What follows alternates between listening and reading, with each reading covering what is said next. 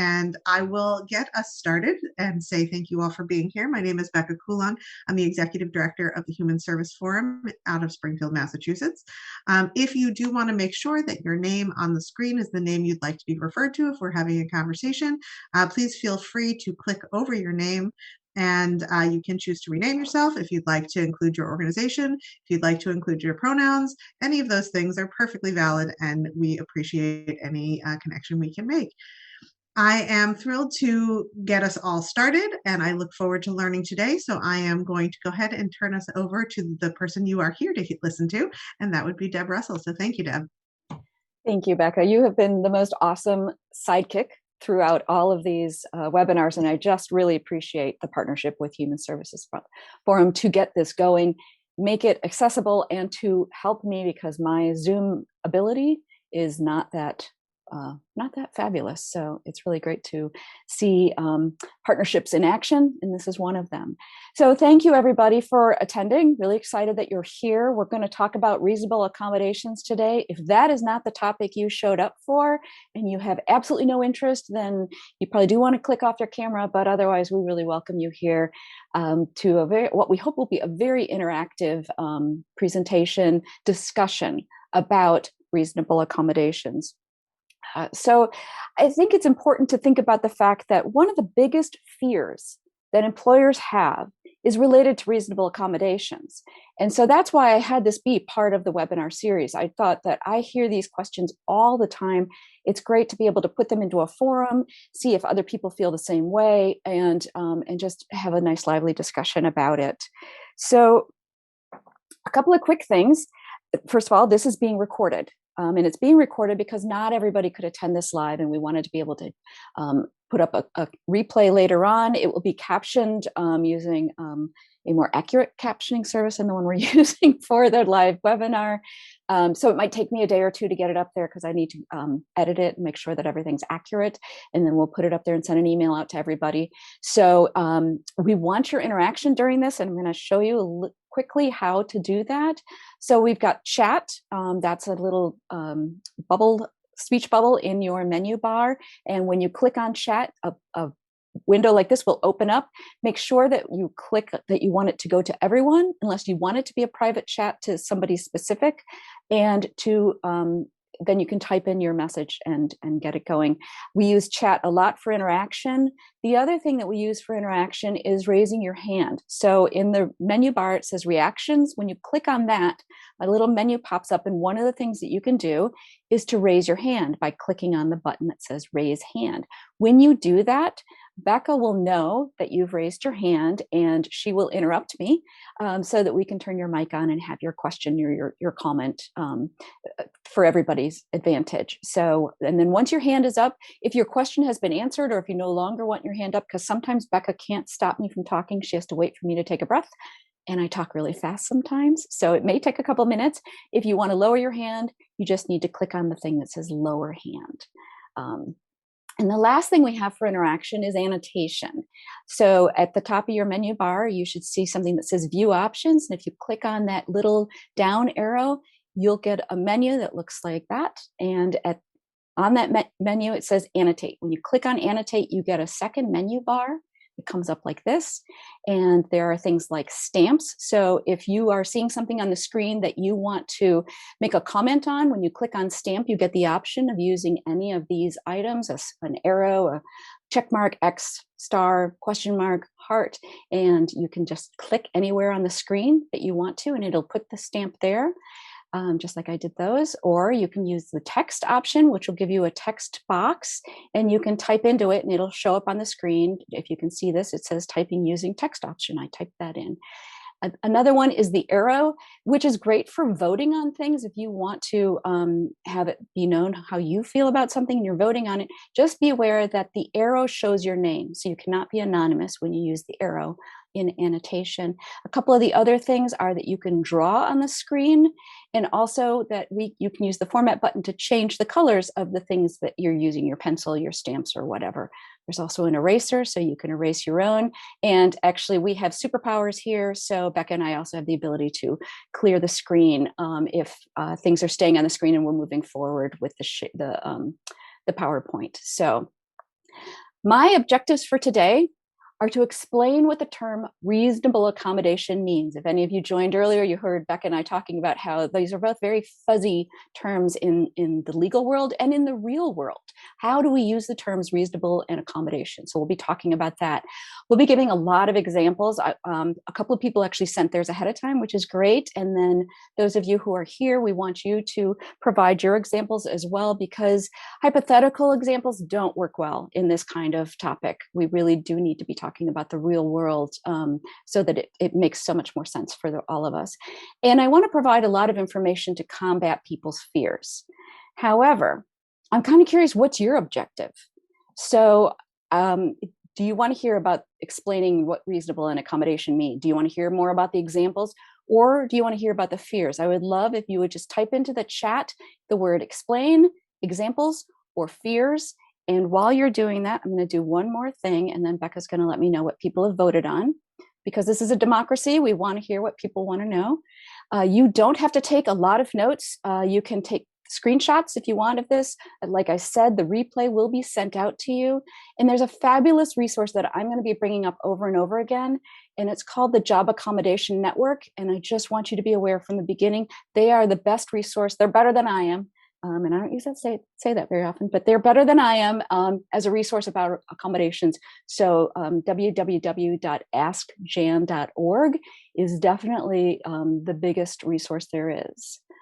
Becca. Yes, so we have put askjan.org in the chat, so you can just copy it and paste it and stick it right in a browser and go ahead and bookmark it so you have it for later, and that way it's there. We seem to have fears is running pretty high, with examples running a close second. So those seem to be our two biggest questions. Okay, well then, the order of my slides is to talk about reasonable and accommodations, but I will blast through that as fast as possible so that we can be responsive to this. So you might be wondering, how am I the person to be talking about this? And in case you don't know me, I started my career serving people with disabilities in employment, helping them find jobs, helping them keep jobs. And then I had the great gift to be able to go and work for Walgreens for 7 years and help them create their initiatives to employ more people with disabilities. It was an incredibly successful initiative, and I would love to spend an entire hour just talking about what we learned doing that. But we have other things to talk about. So I just wanted you to know that I have experience on this from the side of serving people with disabilities, as well as being an employer and working for an employer. And since leaving Walgreens, I've now helped more than 100 companies with their efforts to employ more people with disabilities. So this is real for me every day. I spend a lot of time talking to employers about accommodations and talking to people with disabilities about them as well. So let's hop in. This year, I'm doing monthly webinars, and I just want to hit on this briefly.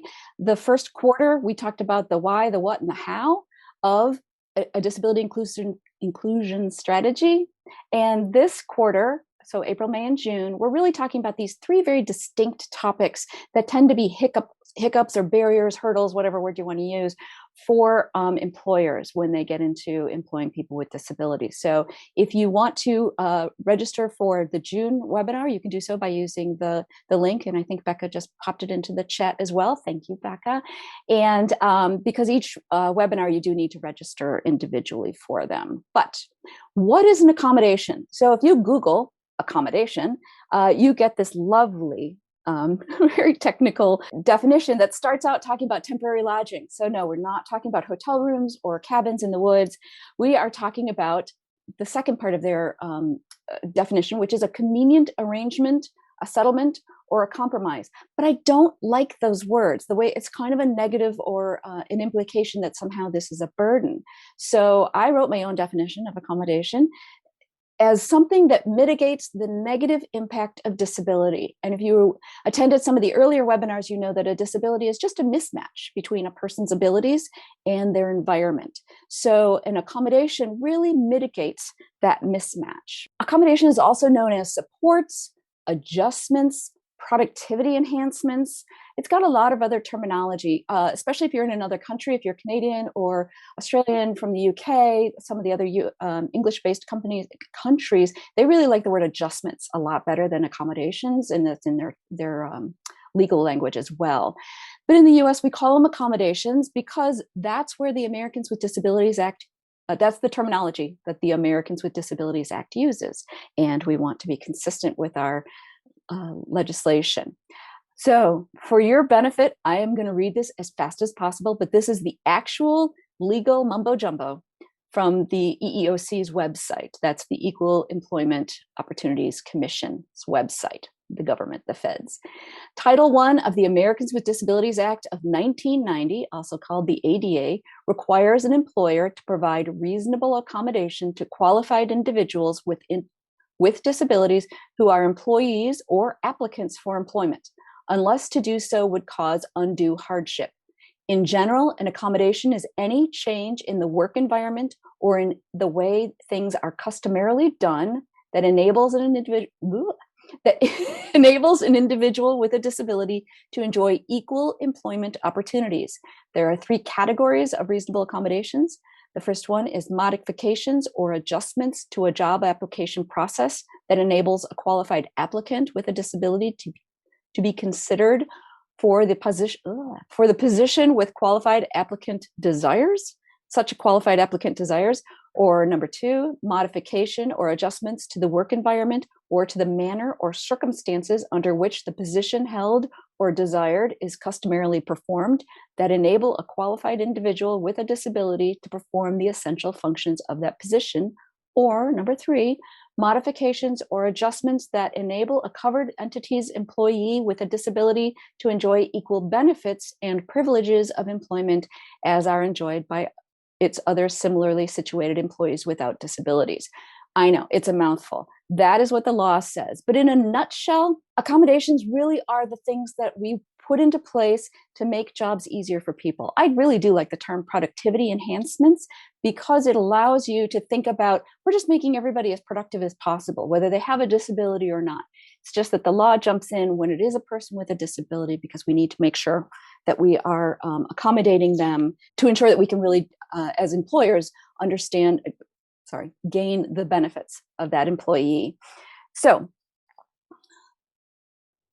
since we're not attorneys, let's talk about this in plain language. Really, it's important, I think, to think about the fact that if a disability prevents someone from demonstrating their ability to do a job, and that can be mitigated by something, I got air quotes there with the something, that's another word for accommodation, then the employer needs to offer or allow that something, again, air quotes for that, to serve as a mitigating agent. And this will make so much more sense when we talk about the examples, but that's my plain language definition of reasonable accommodations. And accommodations, I want to remember the context, they're useful for employees and applicants. A lot of times, employers have unintended barriers for application process. And so we need to be mindful of the fact that accommodations are necessary and important in the application process, not just after somebody's become our employee. And that's just a really important point to make. I had an opportunity at Walgreens where I had an individual who had a visual impairment and wanted to apply for a job that required a test. And that test at that time was not accessible to people with visual impairments. And so we had to modify the test so that we could really gauge his abilities and his potential for doing the job, at the same time making sure that we were doing something that was fair to every applicant.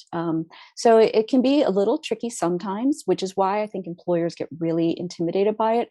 But honestly, it was just that I read the test to him instead of having him have to read it since he couldn't see the words. So they can be very simple. Accommodations can be incredibly simple.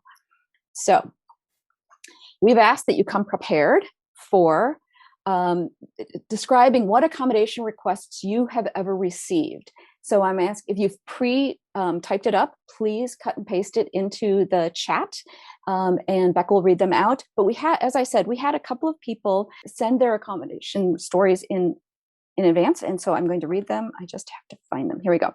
So the first one was,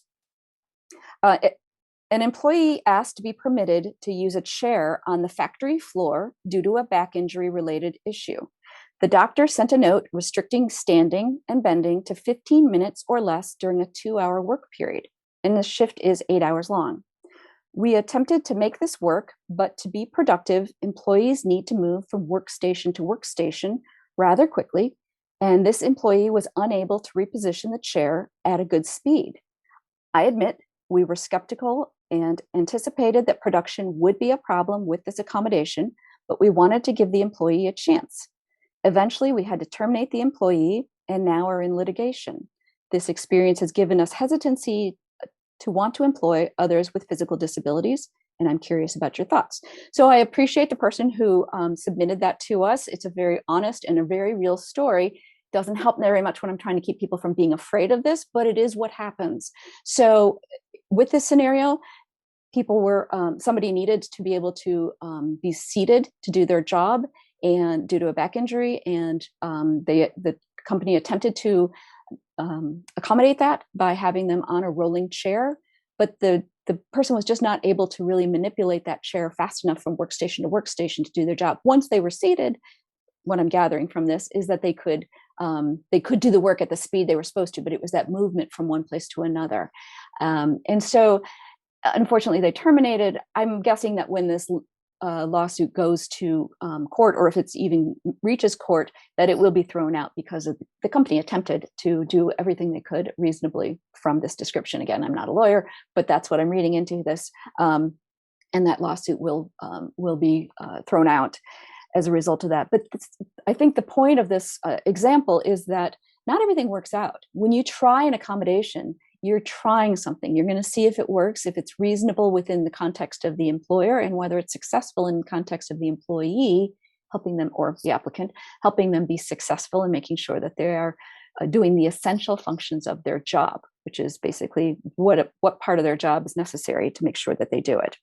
And then I'm going to read the second one, and then hopefully we've got you guys typing other ones in there. So the second one that was sent in was: an employee asked to permanently work from home because of their health concerns related to potential exposure to COVID. They have pre-existing conditions that make them more susceptible. They used the specific terms reasonable accommodation in their request and made the request as soon as they were aware that the company was making plans to bring the workforce back to the office. I expected this request because they have expressed a lot of concerns related to the pandemic, and we are aware of their conditions. We have approved the accommodation as they have already proven that they can meet our requirements while working remotely. So that's a happy story about an accommodation, allowing us to really see where the employee had a reasonable request that was based on a medical need. There was documentation necessary, or they already had the knowledge that they needed for it. And so the accommodation was approved. I'm going to pause there just for a second and say, hey, Becca, we got any? I do have one that came in through private chat, which is perfectly fine. If you'd rather just send it to me, feel free to do so. You don't have to put it in a public space, so feel free to type into private chat. So I do have one there. It says that I had a client once with bad anxiety. He was really focused on making sure his work was accurate, but that meant he didn't hurry and was not making the required rate of productivity. So we taped a laminated piece of paper on the work surface and used Velcro to attach a marker. The paper had 80 empty boxes on it because he needed to process 80 cases each hour. He would check off each box on the paper. Once it was full, he'd start over, and he knew he needed 8 checks in each box by the end of the shift. It got him to focus on speed as well as quality. Oh, wow. Well, that's great. That's great. And it actually is, that's sort of a combination of a job aid and an accommodation at the same time, to make sure that we're just getting people to be as productive as possible. That's a great story. Thanks for sending that in. I really appreciate it. Any more? Or does anybody want to raise their hand to comment about an accommodation that you have either asked for, that you as an employer have had received to you, or if you help people with disabilities find jobs, have you helped anybody ask for an accommodation? Anybody want to raise their hand? Oh, we have a comment in the chat. 75% of the staff are people with disabilities. Everything they do is an accommodation. That came in from Wendy. So thank you for sharing. That makes sense. That totally makes sense.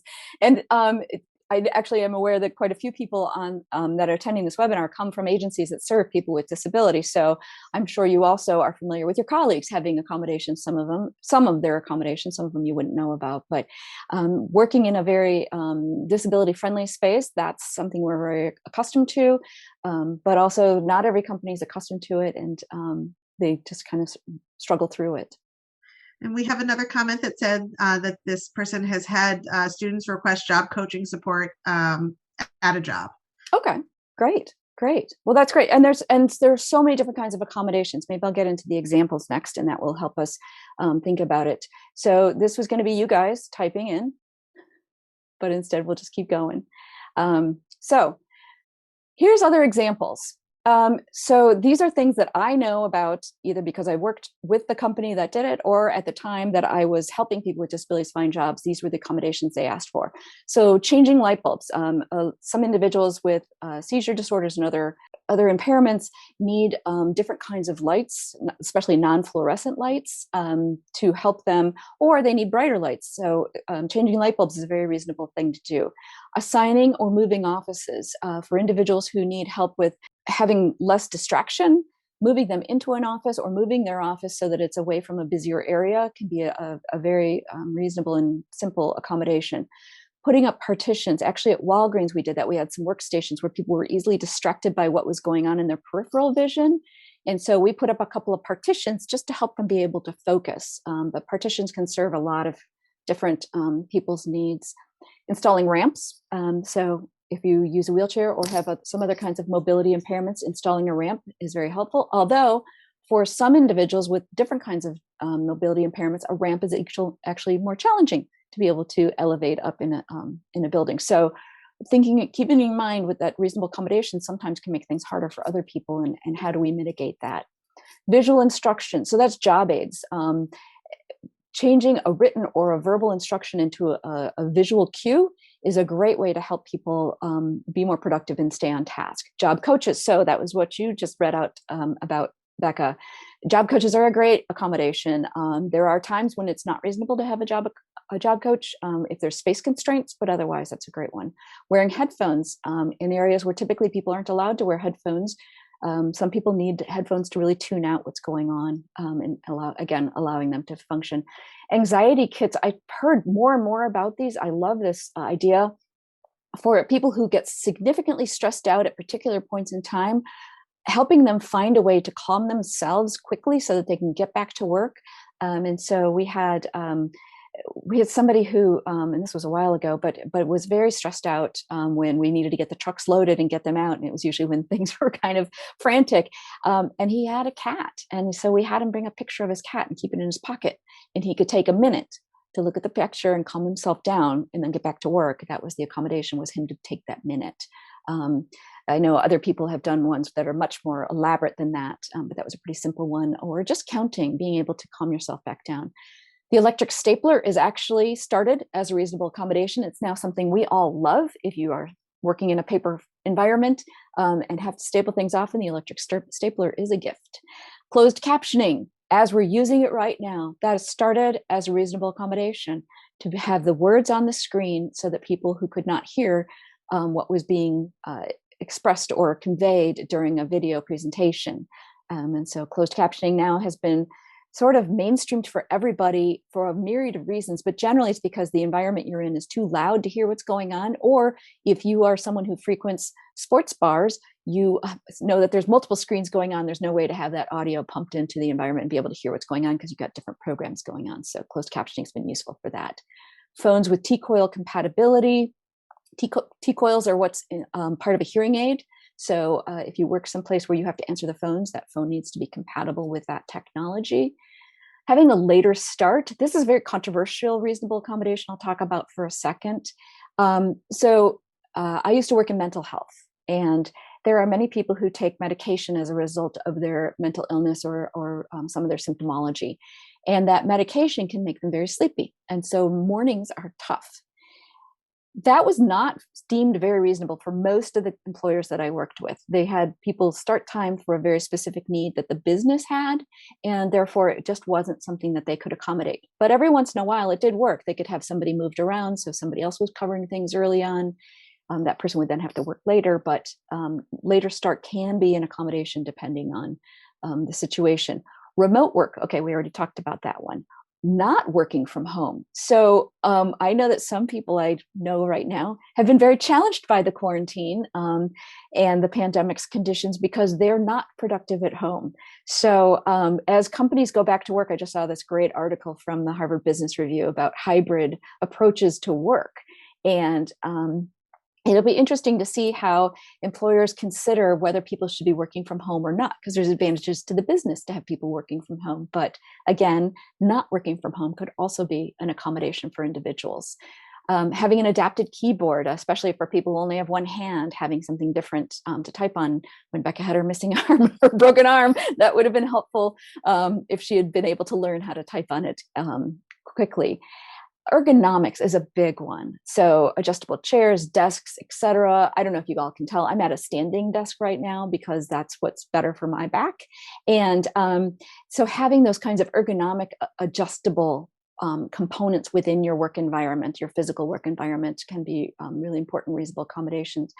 And also permitted to keep juice at a workstation. This was big in the distribution centers where people aren't allowed to even have water on the floor unless they're in a building that does not have environmental controls. But even then, it was just water. And for individuals who have diabetes or other things where their sugar levels can really vary during the workday, the ability to keep juice at their workstation was an accommodation that we had to think about because at that place it was a food environment, and so technically you shouldn't be having juice in a food production environment, but we were able to work that out and figure that out. There can be a lot of competing regulations that get into each other for reasonable accommodations. A reasonable accommodation, of course, is to be able to have a service dog on the in the workspace. However, what if somebody else has allergies? That gets to be very tricky for an employer, and it requires you to have to give people more space away from each other, maybe to put in some ventilation so that you can make sure that the dander of the animal isn't interfering with the ability for the person who's got the allergies. There's also, the need to have relief areas for service animals. You don't want them just pooping on the sidewalk. You got to have some space for them to be able to relieve themselves during the day. So service animals is a very big accommodation that many people have to deal with. Again, in that food production environment, what if we had somebody who needed a service animal? It would have been a very interesting debate to determine whether or not it was reasonable. And my guess is that the FDA's rules about food safety would supersede the Americans with Disabilities Act's rules about reasonable accommodations.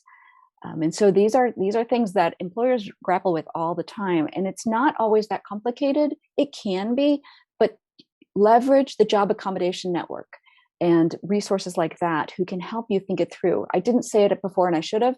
The Job Accommodation Network is free. They are completely funded by the feds, but they don't do any reporting to the feds about the cases. All they report is how many calls they got, how many people, if the situation was resolved or not, but they don't actually get any of the information. And the Job Accommodation Network has so much data on their website. You can just hop onto their website. You don't even have to call them to get a lot of information about particular disabilities and different barriers and what accommodations have worked for those disabilities or for those barriers. So they have like a long list. If you are hiring somebody like myself who had a stroke and has some brain injury, they've got an entire chapter of a book on all the different kinds of accommodations that you can think about depending on what the job requires and where the accommodation is needed. So those are the biggest examples I've got. Does anybody have questions about the examples that I've given so far? And I'll pause. Deb, I have actually one question going back and then one question about the examples. So okay. Why don't we go ahead and just the question about the example that I had is if somebody has a service animal and somebody doesn't have an allergy but has a fear of a dog, is that fear considered sufficient, or does it have to be a medical challenge? So that is a great question.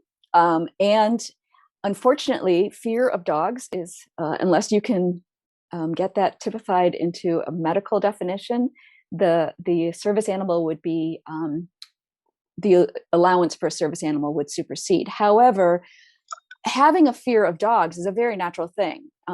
As much as I love dogs, I actually was bitten by a dog 2 years ago out here. And so I understand that fear. The one thing to keep in mind is that service animals are so well trained, and they are so, I don't know how else to put that there. They're not somebody you ever need to be afraid of. They're going to stick to themselves. They're working with the person that they're working for, so they're not going to be roaming around the workspace. I think we see on TV or through the media people who bring their dogs to work in those kind of places where it isn't about a reasonable accommodation. It's just about bringing your pet to work with you, and you see those dogs roaming around or visiting other people's desks. That won't happen with a service animal. With a service animal, and I understand fears can be very real, but just knowing that the individual, that dog is trained so well, they will not move without being told to move by their owner. And so it's just having a conversation with the owner and understanding that, I think, will really help you with that fear situation. But having a fear about animals would not be considered a medical situation, so it wouldn't be taken into account in determining the reasonableness of that accommodation. But that doesn't mean that it's unreasonable to have that fear. It just means that there are other ways in communications you can work around that. Terrific. And then we have, I actually have a message again in private chat going back to the reasonable accommodation conversation that says employee received a non-work related injury. They received a doctor's note saying they needed an accommodation. For this example, let's use a sitting stool. What should be the process when the employee doesn't follow the doctor's recommendations? The doctor's note said they must stay seated for 30 minutes for every hour. The employee has a chair at their workstation but refuses to use it. What do you recommend the employer do until they receive an updated doctor's note? How would this same situation differ for a work-related injury? Very interesting scenario. Wow. Unfortunately, from what I've seen, and again, I'm not a lawyer, but what I've seen in the litigation related to employees not adhering to the restrictions of their doctor, that they've brought that information to the employer to begin with, the employer loses any responsibility for that. And therefore, if this person injures themselves further, there's no liability to the employer.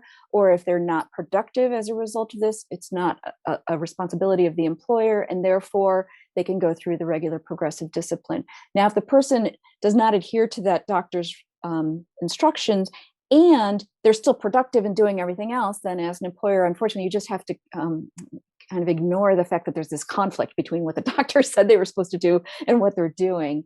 And that you just have to continue to make it available to them if it's been deemed reasonable that they use the chair as often as they're supposed to be using it. This has also come up, that same kind of idea, with people who have a lot of accommodations around being diabetic, yet they're not watching their diet. And that's been, I've actually talked to 2 different employers that have had that same scenario and really wanted to intervene. And one of them was a health company, so it was really confusing for them. But unfortunately, we have to let our employees be who they are and do what they do. I might have missed one part of that. Did I miss a part of that, Becca? The question as to whether it differs if it is a work-related versus non-work-related. Okay, thank you. So I am not an expert on workers' comp law, so you would look that one up for sure. But this is what I recall from the days when I worked in workers' comp. So when a person has an injury at work and they are under a doctor's care and there are restrictions related to that doctor, then the employer has to abide by that. And usually it's about light duty. So an individual gets injured and they can't go back to the same work area they were in before. They're moved to another work area. And at that point in time, the employer has my understanding, again, look this up with an attorney for sure, but it's my understanding that the employer then does have the opportunity to be a little bit more prescriptive, I think is a word for it, about the employee's behavior, because they're already adjusting the work to what the doctor has said due to workers' compensation. And most companies have actually an entire department devoted to workers' comp and making sure that all of the paperwork is done the way it's supposed to be done, because the employer has responsibilities to the employee in terms of workers' comp. And so if you are in that situation as an employer and you don't have workers' comp department or expertise available to you, please get it. I think that even simple payroll providers like ADP have HR consulting that's available for that. At the very least, I would get a hold of the Job Accommodation Network, because a lot of times people who need accommodations are in workers' comp situations. And so I'm sure the Job Accommodation Network is rather familiar with those kinds of scenarios as well. And they can probably also point you to some resources. At the very least, I would Google HR consulting, workers' comp, and your geographic area, and find somebody nearby that you can pay for an hour consult to get them to advise you as to your responsibilities and your options in that scenario. Because it is different when the accommodation isn't any different, whether it's a work-related injury or not, but that responsibility of whether you can really get involved in whether they're adhering to the doctor's orders. I believe when it's a workers' comp situation, you as the employer have a lot more bandwidth, I'll say that, to get involved. And if anybody here works in workers' comp or has had that situation and you know differently, please type it into the chat or raise your hand and we'll turn your mic on. Because again, I'm not an expert in that. That's just my experience with workers' comp from quite a while ago, and how I know how the laws tend to interact with each other. So anything else, Becca? Okay. All right. That was really, thank you everybody for your participation. I just love when this is interactive. It's so great. Okay. So let's talk about fears. And I'd love for you guys to type or cut and paste into the chat any stories you've got about accommodations that have to do with your fears around those accommodations. And I thought the one was already brought up, which was, what if one employee has a fear of dogs and the other employee needs a service animal? How do we grapple with that? I'm going to actually mention 3 things that were sent to me. 2 of them were specific to this webinar, but one of them just randomly came into my inbox, and so I'm throwing it into this. So the first fear, which is what we hear all the time, it will be too expensive and my budget's really tight this year because COVID's been tough on our budgets. The second one that somebody sent to me was, my employee will explain the barrier and I won't know what the accommodation should be, and I won't even know where to start. And the third one was one that was sent to me on the side. We will get sued no matter how hard we try.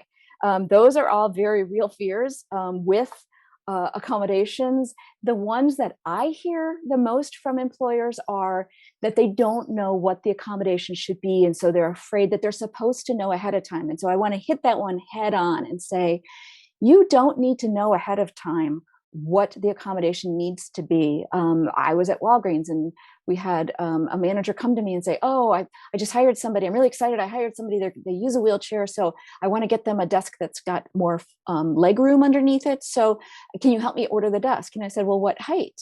Oh, I don't know, just an average wheelchair. And I said, well, what height did the new employee say they needed for clearance for their knees? Oh, well, I didn't ask him. So then I had to say, well, that's great. And I appreciate your enthusiasm.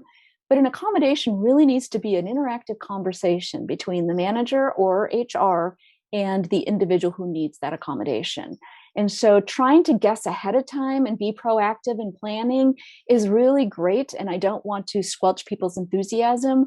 But when it comes to that and that fear of, well, I won't know what their accommodation needs to be, well, you as a manager shouldn't. You need to have a conversation with the person who's experiencing the barrier and then start thinking through what could be an accommodation. And those kind of what could it be, again, go to the JAN website, askjan.org. And again, JAN stands for Job Accommodation Network. And you can look up so much information about all the different kinds of accommodations that typically are provided around a different disability group. What I find sometimes is that employers use that database as a way to scare themselves silly. So if you're somebody who tends to get into this, oh no, I'm going to have to do all of that, then don't go check the database out ahead of time. But that kind of idea of I want to make things as welcoming as possible, that's a great intention. And I don't want to discount that. But at the same time, if you buy the wrong desk, now you're out the money for paying for a desk that wasn't the right size. So it's better to have the conversation and find out what the person needs, how much clearance will they need underneath the desk to be able to get in and out of with their wheelchair.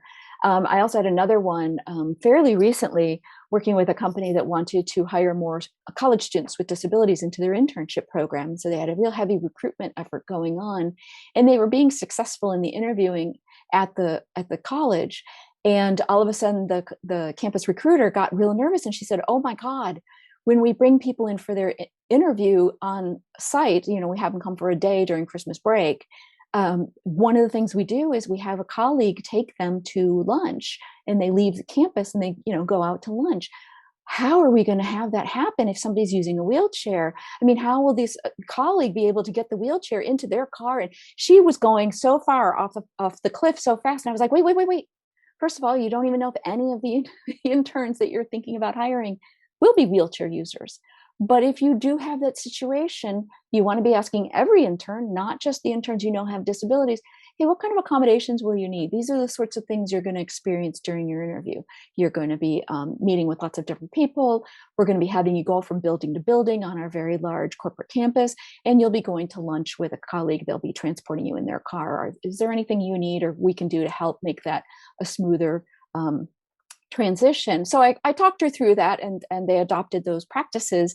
And she came back to me later and she said, well, it turns out we did have a candidate who used a chair. We didn't know that they were using a wheelchair until they showed up. They hadn't told us they needed anything in advance. And I was really worried, but it turns out that person knows how to take their chair apart, and had the other colleague put the parts of their chair into that person's trunk, and then got it back and reassembled. So it wasn't as bad as I thought it was going to be. And I was just happy to hear that from her, that it wasn't as bad as she thought it was going to be.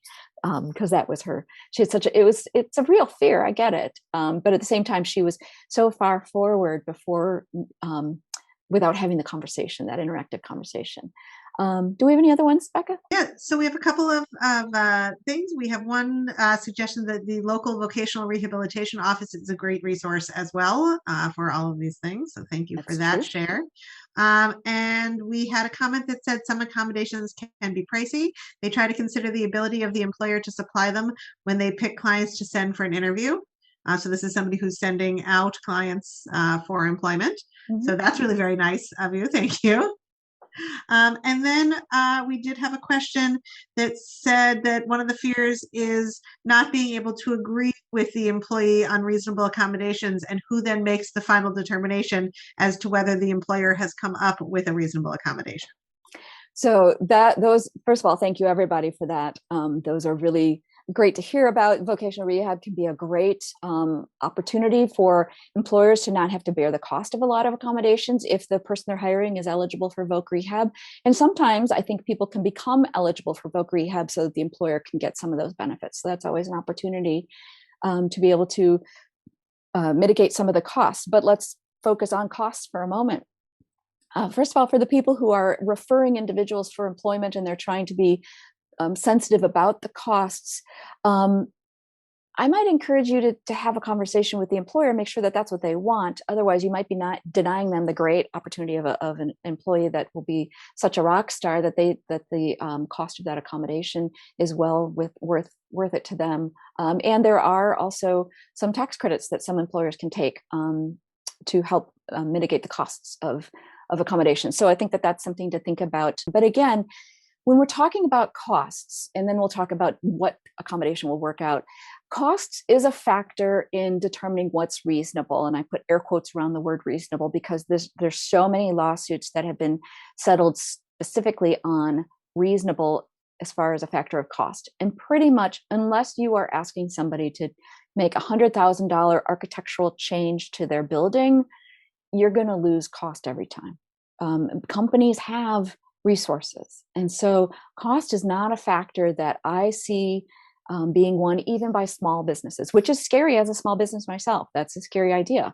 But cost is very rarely considered unreasonable. However, changing the way things are done, really looking at the operational impact, that is where I see a lot of times that accommodations are deemed unreasonable. Asking for the way the work is done to be changed, asking for the flow of work to be changed because of the accommodation, those sorts of things are incredibly unreasonable. And so that's just something to keep in mind, is that reasonable doesn't always mean cost. So when you've got the situation going on, you're having an interactive conversation, you, the employer, are having an interactive conversation with the person who needs the accommodation. First of all, you want to get together and say, hey, what are our ideas? And hopefully you'll have a list of several ideas, ways to mitigate the impact of the mismatch between the environment and the worker. And then who wins? So I always suggest that we try several things, that we track what's most successful, keeping in mind that cost can be a factor in deeming it successful if there's something else. You, as a person with a disability, you do not have the right to ask for a Cadillac if a Yugo is acceptable. Although I don't think Yugo is relevant anymore to people who are younger. But Yugo was a really cheap car way back when. I don't think they're on the market anymore. But we'll say a Cadillac versus bicycle. That's really employers are not required to give you the most elaborate accommodation. It just has to be something that works. Now, the idea of trying different things to see what works and then determining which one is going to be the final is a very lengthy conversation. And it's a good conversation because as the employer, you want to make sure that your employee can give you everything they've got, that they can be as productive as possible. And that's where that's the culture you want to, or the environment you want to wrap around the conversation. This is all about making somebody as productive as possible because the business benefits from that as well. And so we want to have very good conversations. Now, this gets challenging when the employee is already somebody who's had some conduct issues or disciplinary issues. And so there seems to be a little bit of a cloud hanging over the relationship between the company and the employee. But that we still need to carry the spirit that this is about interaction, an interactive process between the company and the person who needs the accommodation. But as I said, there are times when things are not reasonable. And so that's kind of a scale you want to look at, as well as how does it impact other people? The idea of the service dog. That could be something where somebody cannot have a service dog because of the allergy issues of somebody that they have to work with right next to them. Well, then let's figure out what else would work without the service dog there. What other accommodations would be necessary to make sure that you're safe and that you're able to orient around and whatever. I'm not sure what the service dog's providing, what service they're providing for you. Maybe it's seizure detection or other things. So it can become complicated, but it's so worth it because you get the best out of your employees when you go through it from the employer's perspective. You are making people more productive. And I also want to take a step back and just think about all the times that we accommodate employees who aren't necessarily people with disabilities. The mom who has a kid has a soccer game and it's their tournament and she wants to be able to leave a little bit early on one day so she can get to the field for the match. That's an accommodation. Or people's preferences. Say somebody really wants to work in one particular area because there's more natural light there. That's an accommodation that's not necessarily related to disability. All day long, we accommodate people. That's what we do as humans. We accommodate people. Nobody wants to be so strict and structured that there's no leeway for making sure that people are as productive and welcome as possible. So thinking about accommodations from that term is important. Now, as soon as you get a lawyer involved, they will not take that perspective. I'm trying to approach it from the practical perspective of having people be as successful as possible. When you get down to the very legal brass tacks of things and attorneys are involved, they're not so interested in creating a good work environment. They're not that interested in, making sure that employees are as happy as possible. They don't care about that. They're very legal minded and really looking at the rule as it's written and the other cases that are in the same arena so that they can be used as precedents. So that's something to think about when you're talking about reasonable accommodations is, how long has the situation been going on? Is this about somebody who's being disciplined for lack of productivity or other performance issues, and now they're bringing up a disability? Because if that happens, you have to stop the discipline process and find out what accommodation is going to work. And then once you've gone through this, trying bunches of different accommodations, you get to the end of that process, there isn't anything else, and then you can continue on with the disciplinary process. But it can be a very long process, and that's not something to scare you. I think it's a good thing. I think if we're very quick to judge and quick to decide things, that's not necessarily very helpful for the work environment, for the employee, or for the employer. So putting the time into it that can be necessary is really great.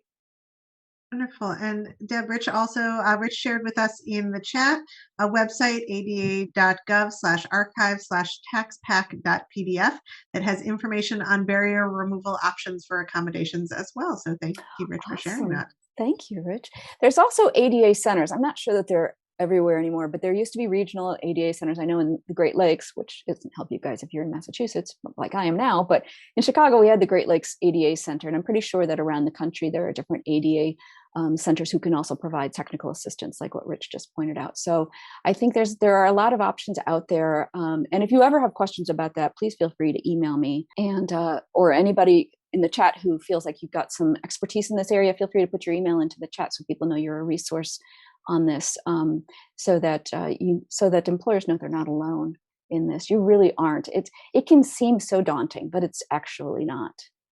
And Deb, we have about 9 minutes left on our schedule for today. Thank you. I am almost done. If you can't believe that, it's rare that I get there. So I might have already done this. As an employer, what do I need to know or do? These examples are all real. So everything that we've talked about today actually has already happened at least once, if not hundreds of times. And so it's all about that interactive conversation. I would just want to emphasize that, and that not all accommodations are successful. You may go through 2 or 3 tries to see if it's going to be optimal. In fact, also, let me back up for just a second and say, I know that on Jan's website, they also have several videos about the interactive conversation. And I've actually known the people who were involved in producing those videos. They're very well done. And they show you how not to do it and how to do it. So I think the contrast in those, watching those interactive process conversations is really useful as well. So I do encourage you guys, again, to go to the Jan website. There are practical concerns and that are worth your time and your effort to resolve. And this is so important to me. This is worth the investment of time. If it takes an extra 10 minutes, it's well worth it. If it takes a little bit longer to get somebody up to 100% productivity and you're just kind of toying with different accommodations, it's well worth it to get them to be as productive as possible. So create a process. Make sure that your company has a process. It can be very formal or it can be a little bit more informal. As long as you're recording it all, you do need to document it. That's important. Any lawyer will tell you that. And even though I'm not a lawyer, I'll tell you it's important to document it. When somebody says they need an accommodation, whether they use that language or not, you want to take note of that and what you did to determine whether or not you were able to accommodate the request for accommodations. So creating a process, I think, is useful. At Walgreens, we started mapping it out and it looked so elaborate, but it was really great because it involved not just the request, this is how they're going to request it, and this is how we're going to be known that the request has been made and the determination is made, and a certain time frame for when to give that response back, so people aren't just left hanging for that, but also how to finance it, how to procure it, and how to install it. So I had somebody who needed a very specific kind of telephone. It's called a TTY, which we don't use anymore, but it was for an individual who was deaf, and it required a very different port, which is a data line into a building, as far as I understand it. I'm not a technical person, but we needed to get the telecom folks from Walgreens in there. We needed to get the security protocol people, the IT people. There was a whole bunch of people we needed to get involved to make sure that it could be installed and that it would work properly. So thinking about not just how do you buy this thing, but how do you install it, if you're looking at technology. And again, Jan is a great resource for giving you some ideas on what it can look like to have a process. If you want a form, you could do that. I had a friend who worked at Merck, and she actually was sharing the form. I think NASA is out on the web as well, the reasonable accommodation request form that they have in their company, so you could copy that kind of thing. And then occasionally verify that it's still needed. So this was something I experienced at Walgreens. I met a woman there who has a visual impairment, which is where I learned a lot more about service animals in the workplace, because she had a wonderful dog there. And she had this very large piece of equipment on her desk. And at some point I said, what is that? And she said it's a CCTV, which I didn't really know what that was, but it's this thing that ultimately magnifies things to the nth degree. And I said, oh, do you use it? And she said, no, it's been here for 4 years. And after my second year of working here, my vision decreased so much that I can't use that anymore. I completely go with Braille and with screen readers and lots of other accommodations. She said, but I don't know who to tell to take it away. And so as a result of that, we at Walgreens, we created a process where once a year, we check in on all the accommodations that have been provided and just make sure that they're still working. And if they're not, to either provide something new or to remove that big lumpy piece of equipment that was on her desk for 2 years, and inventory it. That was another thing. We needed to inventory things that we bought as parts of accommodations since the company had paid for it. So those are things to think about. And when you're talking about practically leveraging accommodations and using them as an employer, those are things that I think you really want to think about. Becca, anything else in the chat that I should be paying attention to? No, we just went ahead and placed that askjan.org in there again because we can't have it too many Thank you. times. No. And I will also let people know that Lisa Rizzo, who is one of my pieces of my reasonable accommodations for the things that I need to get done in my day, she is my program manager, is here with us this afternoon. And I may have to pop off before we're done, but she is going to go ahead and fill my shoes at that point. Thank you, Lisa. You are awesome. So I'm just going to do a quick plug on the future webinars that we're doing here. So again, this webinar, the one before this one, the one after this, April, May, and June, are all about kind of these various tactical aspects of employing people with disabilities. So we did disability etiquette and interactions in April. This one's reasonable accommodations. And in June, it will be how to tell if a person has a disability. And we're going to be talking about disability self-identification and disclosure, which can be big topics for employers. But coming up after that, we've got 4 really important, very strategic, but tactical at the same time webinars. And I just want to hit on them real quickly. We've got in July, the keys to sourcing and hiring people with disabilities. In August, we're creating partnerships for sourcing. That should be a pretty big, very interactive process or webinar. And then September, we've got the secrets to inclusive management. And in October, disability inclusive performance management, because those are very big topics that I hear from employers all the time. So I wanted to make sure we had some devoted time for each one of those. The key is to know that you need to register for each webinar individually. I was not smart enough to figure out how to have one registration for all of these webinars. And so because I hadn't connected with Becca and Lisa before, I bet they could tell me how to do it now. But anyway, but there's one website that's on the bottom of the screen, and I know that either Becca or Lisa will pop into the chat, will take you to the web page where you can hit the registration for any one of them that you want to, and you'll get pre-registered for that. And also just a reminder that you'll get an email from me with the link to the replay of this, the captioned replay. We will edit out any serious mistakes we made, but I don't think we made any this time, so it should be pretty good. And then we'll be able to keep moving forward, coming together next month for how to tell if a person has a disability, which we also call disability self-ID and disclosure. Don't forget, I can't say this enough, and I know Becca's put it in there a bunch of times and other people have put other resources in there. That chat's incredibly useful. We will save the chat and we'll pull out all of those things, and I'll have them attached to the email that comes to you with the replay so that we can make sure we hit on that. And if you have questions, you can always email me later on. Or hop on my website. I don't think my website's that useful though, so you can go there, but you can get to me through there to email me. I realize that people have questions way after these webinars are done. And so you can't always get things into the chat or whatever. Feel free to at any time you want to ask me questions. Before I sign off, anything else in the chat that I need to be aware of? There is not. Just a huge thank you to everyone for participating today, and a huge thank you to Deb for leading us on this ship today. Oh, thank you, Lisa. It's just a pleasure to have you here as the sidekick. I really enjoy it. Usually Becca gets to be my sidekick, so I'm always happy to help her out. Really appreciate it. Thank you everybody so much for your participation today. It's been great. I love the interaction, and we're really trying to push that more and more because listening to me talk for an hour can be pretty dull. So getting other people involved in there. Thank you everybody so much. I really appreciate it. I'm going to stop my share and hopefully figure out how to end this. Thank you so much. Thanks, Lisa. Thank you.